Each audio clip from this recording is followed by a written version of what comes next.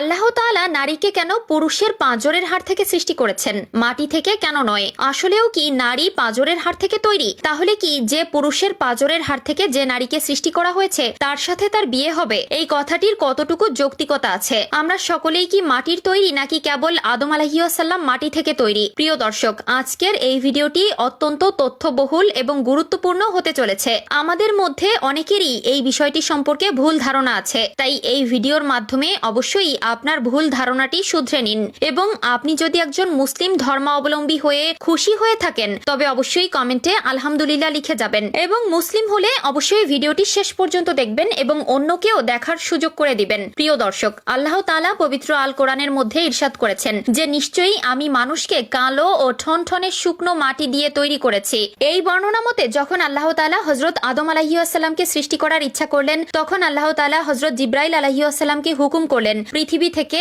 এক মুষ্টি মাটি নিয়ে আসবে। তখন জিবরাইল আলাইহিস সালাম এক মুষ্টি মাটি নিয়ে যখন আল্লাহর কাছে পৌঁছায়, তখন সেই মাটিতে মোট 7টি রঙের মাটি মিশেছিল, যার মধ্যে ছিল বিভিন্ন ধরনের মাটি, যেখান থেকে আল্লাহ তাআলা হযরত আদম আলাইহিস সালামকে সৃষ্টি করেন। এবং তারপরেই আদম আলাইহিস সালামের পাঁজরের হাড় থেকে একটি নারী সৃষ্টি করেন, যিনি হলেন বিবি হাওয়া আলাইহিস সালাম। বিবি হাওয়া আলাইহিস সালাম দুনিয়াতে আগমনকারী প্রথম নারী ছিলেন। হযরত আবু হুরায়রা রাদিয়াল্লাহু তাআলা আনহু থেকে বর্ণিত, প্রিয় নবী সাল্লাল্লাহু আলাইহি ওয়াসাল্লাম বলেছেন, যে ব্যক্তি আল্লাহ ও আখিরাতের উপর বিশ্বাস রাখে সে যেন নারীদের সাথে সৎ ব্যবহার করে, কারণ নারীদেরকে সৃষ্টি করা হয়েছে পুরুষের পাঁজরের বাঁকা হাড় দ্বারা, যেটি মানব শরীরের সবচেয়ে বাঁকা হাড়। এটিকে সোজা করার চেষ্টা করলে ভেঙে যাবে এবং যেমন আছে তেমন রেখে দিলে তা বাঁকাই হয়ে যাবে। অতএব নারীদেরকে ভালো ওসিয়তের মাধ্যমে সংশোধন করতে হবে, নারীদের সাথে ভদ্র আচরণ করা উচিত। আর পবিত্র কোরআনে আল্লাহ তাআলা ইরশাদ করেন, নারীরা পুরুষের উপর নির্ভরশীল এবং পুরুষরা নারীর অভিভাবক, আর পুরুষেরা নারীর প্রতি দায়িত্বশীল হবে। এটা স্বয়ং আল্লাহ তাআলার বিধান। পুরুষেরা হবে ঘরের কর্তা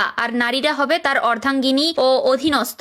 মহান আল্লাহ তাআলা নারীদেরকে পুরুষের পাঁজরের হাড় দ্বারা তৈরি করেছেন, যার জন্য প্রতিটি নারীকে পুরুষদের আনুগত্য হতে হবে, এটা বাধ্যতামূলক। তবে প্রশ্ন একটাই, পৃথিবীতে মানব জাতি আগমনের শুরু থেকে আজ পর্যন্ত প্রত্যেকটি নারীকেই কি তার স্বামীর পাঁজরের হাড় দ্বারা সৃষ্টি করা হয়েছে, নাকি শুধুমাত্র হাওয়া আলাইহিস সালামকে আদম আলাইহিস সালামের পাঁজরের হাড় দ্বারা সৃষ্টি করা হয়েছে? এ বিষয়ে ইসলামিক বিশ্লেষকদের মতামত অনুযায়ী তারা বলছেন, শুধুমাত্র হাওয়া আলাইহিস সালামকে আদম আলাইহিস সালামের পাঁজরের হাড় দ্বারা সৃষ্টি করা হয় এবং পরে তাদের মাধ্যমে পুরো মনুষ্য জাতি সৃষ্টি হয়। এখানে অন্য কোনো নারীকে কখনোই উল্লেখ করা হয়নি যে তারাও তাদের স্বামীর পাঁজরের হাড় দ্বারা সৃষ্টি হয়েছে। তবে নারীদেরকে তার স্বামীর আনুগত্য করতে হবে, এটা বাধ্যতামূলক। তাই যাদের মধ্যে এই ভুল ধারণাটি ছিল যে প্রত্যেকটা নারীকে তার স্বামীর পাঁজরের হাড় দ্বারা সৃষ্টি করা হয়েছে, সেই সকল বিশ্বাসী একটি কাল্পনিক বিশ্বাস। আল্লাহ তাআলা আমাদের সকলকে বোঝার তৌফিক দান করুক, আমিন।